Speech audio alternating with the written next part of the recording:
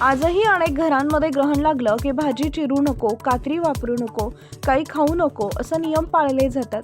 ग्रहणात भाजी चिरली तर बाळाचे ओठ फाटतात अशी भीती विशेषतः गर्भवती महिलांच्या मनात पेरली जाते.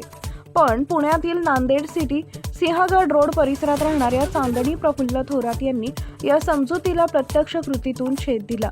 काल चंद्रग्रहण होतं.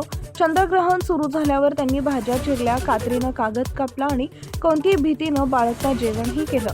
या कृतीतून त्यांनी एक महत्त्वाचा संदेश दिला. चंद्रग्रहण ही एक नैसर्गिक खगोलीय घटना आहे. या पार्श्वभूमीवर पुण्यात झालेला हा उपक्रम केवळ प्रतिकात्मक नव्हता, तर समाजाला विचार करायला लावणारा होता. अंधश्रद्धा प्रश्न न विचारता पाळण्याऐवजी वैज्ञानिक माहिती समजून घेणं हा संदेश या उपक्रमातून ठळकपणे पुढे आला. टाइम्स ऑफ महाराष्ट्रसाठी शिवानी लकडे यांचा रिपोर्ट.